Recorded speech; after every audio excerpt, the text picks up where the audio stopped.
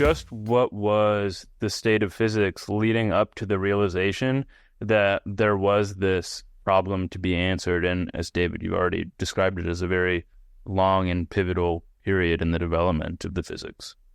Well, I think, and Tim may well know more about the history, the details of the history than me, but the way it's usually presented is something like this. There's a Stanford textbook presentation of quantum mechanics, like you get in treatments like Dirac, that Tim was just quoting, or something like that, where you can break it down into roughly 5 principles. There's a principle for how you're supposed to mathematically represent possible states of physical systems. You represent them either by wave functions or by vectors in a certain kind of vector space called a Hilbert space, and so on. There's a way that you're supposed to represent observable properties of physical systems, and as Tim said, this is a way of formulating a theory, a way that both Tim and I would profoundly object to, okay? But a way of formulating a physical theory that one would adopt if one were in the grip of some kind of logical empiricism or some kind of idea that the questions that physics is supposed to answer for us are questions about how measurements come out, or something like that. Good. So there's a principle about how you're supposed to mathematically represent states of physical systems. There's a principle about how you're supposed to represent observable properties of physical systems. You're supposed to represent them by means of mathematical objects called Hermitian operators that operate on these wave functions or operate on these vectors in a Hilbert space, on these mathematical objects that you use to represent physical states. There's a certain principle called the eigenstate-eigenvalue link, which tells you under what circumstances a certain vector in this state space can be associated with determinate values of the observable property of that system that's represented by this particular operator. So there's a whole mathematical machinery there.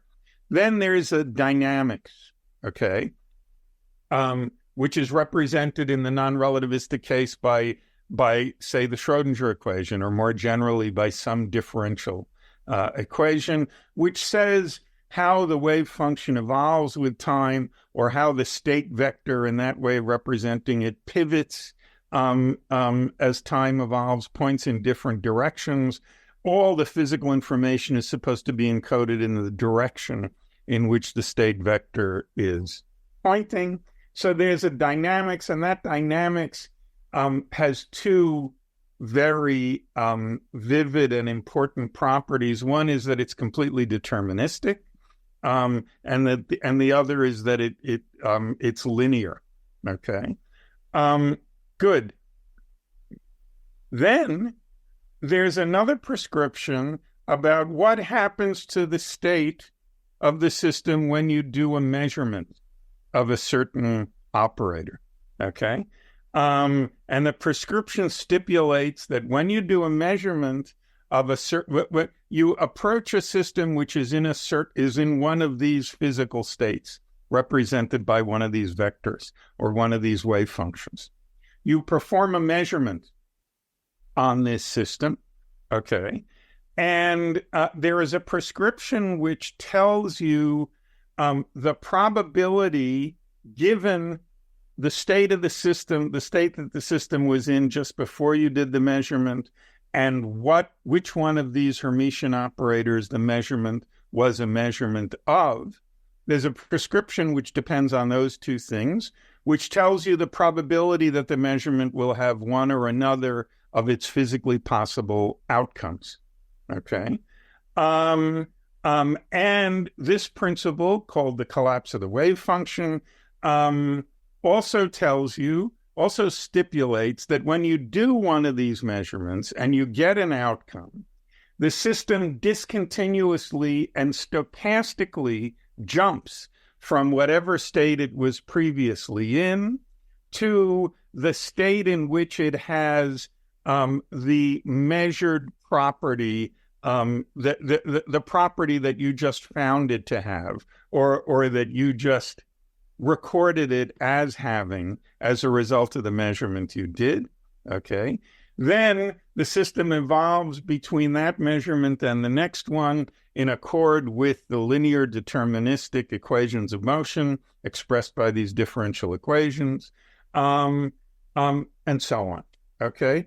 Those, in a nutshell, are the sort of basic principles of the standard textbook formulation, a formulation we've had since sometime in the 30s, in standard textbooks since sometime in the 30s, with books like Dirac's book or von Neumann's book, so on and so forth. And the problem that was referred to as the measurement problem is that one doesn't know, is that there appear to be two claims in this standard textbook formulation about how quantum states or quantum wave functions evolve in time. Okay, there's one claim which, at least when you first hear it, seems to be presented as fully general, which is that it evolves in accord with these linear deterministic equations of motion, the Schrodinger equation in particular. The second one is this claim about how the wave function evolves when a measurement is done. Okay, whatever the hell that word might mean. Okay. And that claim is neither deterministic nor is it linear. Okay.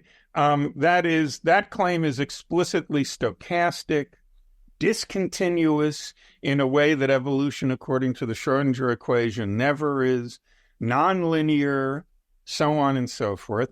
So there is, on the face of it, some kind of a problem about how you're supposed to put these two things together. Okay, that is, there is, on the face of it, some kind of a flat-out contradiction among these various principles that I just listed, and it's that situation, or the question of how to respond to that situation, or what to say about that situation, or what to do about that situation, which, insofar as I understand it, which is what was traditionally referred to as the measurement problem.